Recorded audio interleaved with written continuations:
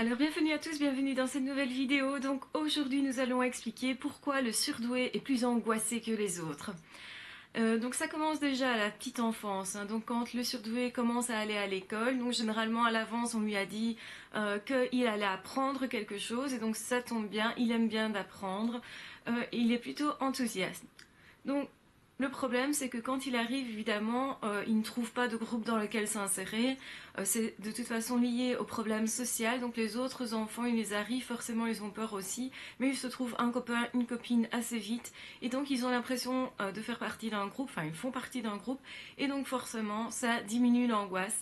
Ils se sentent complices, ils se sentent soutenus, ils se sentent acceptés dans le groupe, validés d'une certaine façon.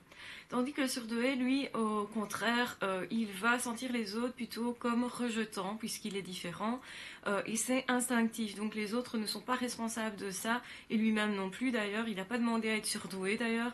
Euh, il l'est, et puis point, et les autres voient qu'il est différent, qu'il fonctionne différemment, et du coup, il a du mal à se trouver un complice, à trouver quelqu'un qui va le soutenir. Qu'est-ce que ça va donner ensuite? Ça va donner que le surdoué va être plus angoissé forcément au niveau social, et puis il va être aussi très déçu de la manière d'apprendre où en fait on ne va pas assez vite, on répète inlassablement les choses, il va trouver ça terriblement ennuyant. Et donc généralement l'école dans les premières années de sa vie c'est plutôt quelque chose qu'il n'aime pas.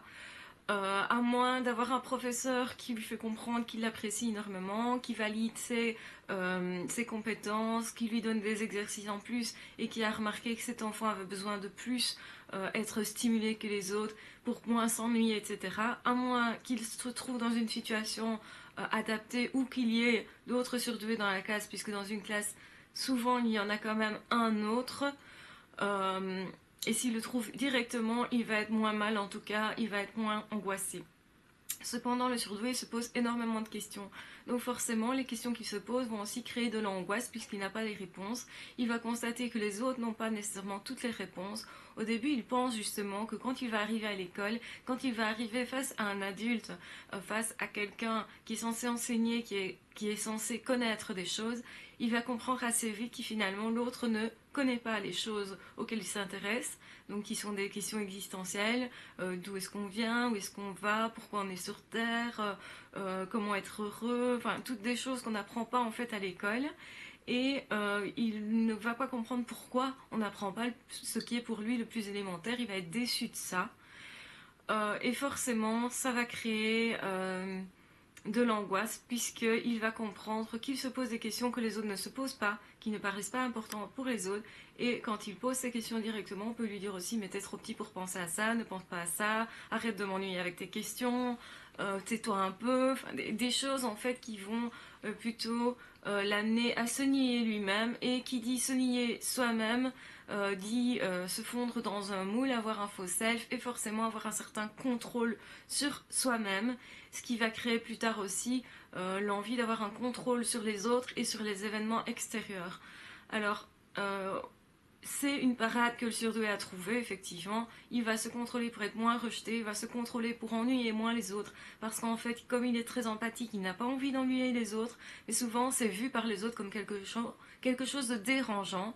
Au point que certains professeurs, que certaines institutrices vont se dire mais cet enfant essaye de mettre à mal mon autorité. Or en fait c'est pas du tout ça. L'enfant essaye juste de comprendre les choses et peut-être davantage, enfin c'est pas peut-être, c'est davantage que les autres élèves, ce qui est assez déroutant puisque l'enseignement a été créé pour un ensemble d'individus et non pour ce type d'enfant. Donc lui il va ressentir qu'il est en décalage par rapport aux autres, donc pas accepté parmi les autres, pas nécessairement accepté non plus avec la maîtresse qui souvent est seule à enseigner dans les classes, les premières classes d'enseignement. Ça ira peut-être mieux après justement quand il va avoir plusieurs professeurs, qu'il aura peut-être trois quatre professeurs en fin de primaire, et puis alors ensuite il aura beaucoup plus de professeurs, un parcours généralement, ensuite en rénové, ce qui va lui permettre d'avoir de temps en temps une accroche avec un prof en particulier et d'au moins de sortir, de se sentir au moins compris un petit peu. Mais on le verra, c'est plutôt compris dans certaines optiques et pas dans tout ce qu'il est. Le surdoué a énormément de mal à trouver quelqu'un qui le comprend dans tout ce qu'il est. Il faut effectivement qu'il tombe sur un autre qui est comme lui.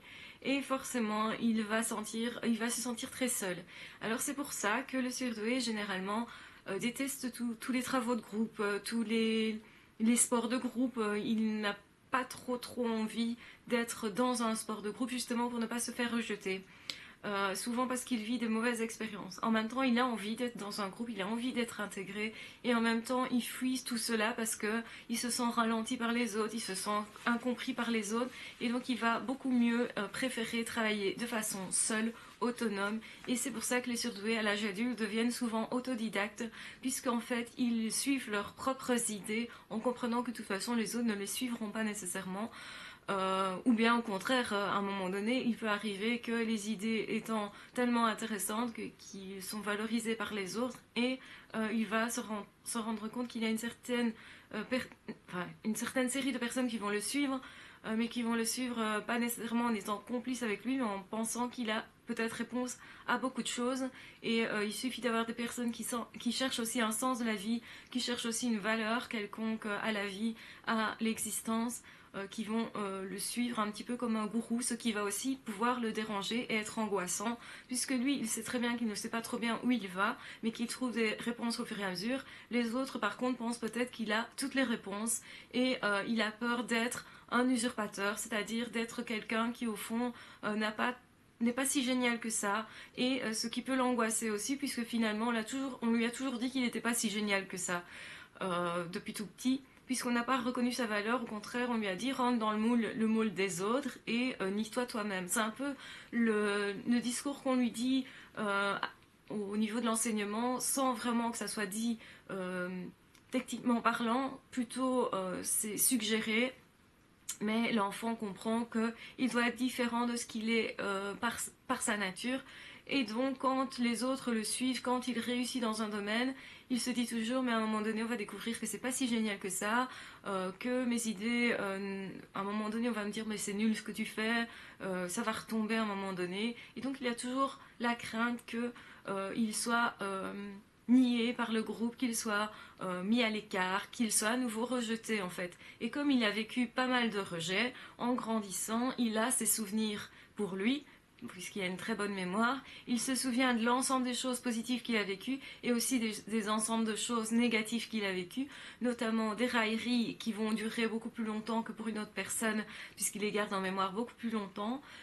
Donc sa confiance en lui est forcément beaucoup plus ébranlée et ébranlable du coup.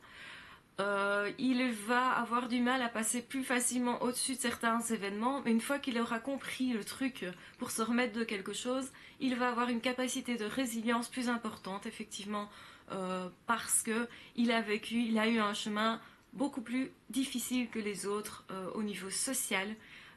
Il s'est retrouvé beaucoup plus seul que les autres, et donc c'est pour ça qu'il doute beaucoup plus de lui-même, mais en même temps il a compris qu'il pouvait compter sur lui-même. Donc c'est quelqu'un qui a du mal à faire confiance aux autres généralement, qui a souvent eu du mal aussi à se faire confiance à lui-même. Et une fois qu'il a valorisé, qu'il a les preuves de ses compétences, soit par un diplôme, soit par un testing, soit par un employeur, soit il a besoin de se faire reconnaître dans ses capacités, donc c'est-à-dire de se faire valider dans ses capacités. Une fois que celles-ci ont été validées et de façon assez objective, parce qu'il le déteste, enfin non, il ne déteste pas le subjectif, mais il ne sait pas s'appuyer dessus. Il a besoin de beaucoup plus pour être rassuré qu'un autre. Il a besoin de beaucoup plus de preuves et de détails. Et si on lui donne ces détails, s'il y a plusieurs personnes qui le valident dans une compétence, il va se dire alors que peut-être il est réellement compétent. Mais il lui restera toujours un doute plus important du fait que lui, justement, il a été rarement validé, et il va se dire oui mais c'est peut-être pas suffisant. Il a besoin de beaucoup plus que les autres, et étant plus perfectionniste, justement parce que son besoin est plus important de reconnaissance, et c'est pourquoi il risque aussi d'être plus malheureux que les autres, sauf à partir du moment où il comprend que lui, étant très exigeant par rapport à ce que les autres ont comme exigence, Quand il comprend qu'il est plus exigeant, quand il comprend qu'il a un besoin qui est plus intense d'être reconnu, il peut aussi le laisser un petit peu plus au vestiaire en se disant les autres ne fonctionnent pas comme ça, pourquoi est-ce que moi je ne ferais pas un peu comme les autres? Et donc il va prendre, s'il a envie de faire des expériences qui seront d'ailleurs thérapeutiques, il va essayer de se comporter un peu comme les autres juste pour voir ce que ça donne. Comme aller faire ses courses en ne regardant que ce dont on a besoin, et non pas en commençant à regarder qui va où, qui fait quoi, qui est habillé comment, parce qu'il y a une série de données donc il va essayer de mettre sur le côté. Et quand il va se ressortir de tout ça, il va se dire mais au final ça s'est bien passé la plupart du temps. Et il se dit, bah oui, c'est comme ça que font la plupart des gens, il nous met une partie des données. Et justement, c'est parce que le surdoué a envie de connaître tout et de regarder tout, instinctivement, il va enregistrer beaucoup plus de choses que les autres. Donc forcément, il va être plus alerte dans un milieu, ce qui va lui permettre d'anticiper davantage. Mais le côté négatif, c'est qu'évidemment, l'anxiété peut prendre le dessus parce qu'il est assailli par toute une série de données. Il va devoir apprendre à contrecarrer un petit peu ça, à trier ce qui est important de ce qui n'est pas pour lui et à se concentrer davantage sur ce qui est important pour lui pour pouvoir avancer. Sinon, il va être atterré par toute une série d'informations et il ne va pas savoir ni prendre une décision, ni savoir être socialement bien puisqu'il va devoir tout maîtriser, tout l'extérieur. Et on peut créer comme ça des personnes, enfin créer, c'est eux qui se créent eux-mêmes des problèmes anxiogènes qui vont jusqu'aux crises de spasmophilie, qu'à la tétanie, vraiment à l'impossibilité de sortir de chez soi, à l'impossibilité de faire ses courses, l'impossibilité de se retrouver dans un milieu où il y a trop de choses qui assaillent. Et donc les surdoués ont quand même plus tendance à se mettre dans des milieux calmes, ils ont besoin énormément de calme, ils ont une certaine attirance généralement pour les animaux, la nature, donc souvent ils vont plus facilement vivre dans un lieu où il y a de la nature. C'est pas nécessairement complètement hors ville. Ça peut être à proximité d'une ville quand même, puisqu'ils aiment aussi avoir accès à tout. Quand ils ont envie de créer quelque chose, il faut quand même qu'ils aient accès à certains magasins, etc. Donc ils vont trouver un, un compromis entre leur besoin de calme et leur besoin aussi d'être socialement intégrés dans quelque chose, en action dans quelque chose. Alors, comment faire pour essayer de contrecarrer un peu cette anxiété qui est due à un excès de maîtrise par rapport aux événements, un excès aussi de vigilance, une hypervigilance parce que on se rend compte qu'il se passe énormément de choses autour de soi, les autres ne le voient pas forcément. Et donc le mieux, c'est évidemment d'utiliser des techniques de relaxation, de visualisation positive, et aussi de faire du sport tout simplement, l'adrénaline aidant forcément. D'autant plus que le surdoué étant tellement dans ses chimères, on va dire à ce moment-là, tellement dans ses pensées, qu'il aura extrêmement besoin aussi de faire bouger son corps. Alors il n'a pas nécessairement conscience que pour rattacher corps et esprit, il faut que ce corps se manifeste, et donc c'est pour ça que certains pratiquent du sport, même parfois à l'extrême, pour ressentir ce corps-là exister, et que ce cœur prenne un petit peu, non pas la place des idées, mais il structure les idées en fait. Vous avez des personnes qui se mettent à courir comme ça des kilomètres parce qu'ils se rendent compte que quand ils courent, ils structurent leurs idées. Et il est important pour le surdoué effectivement de structurer ses idées, sinon il va rester bloqué à l'état de pensée.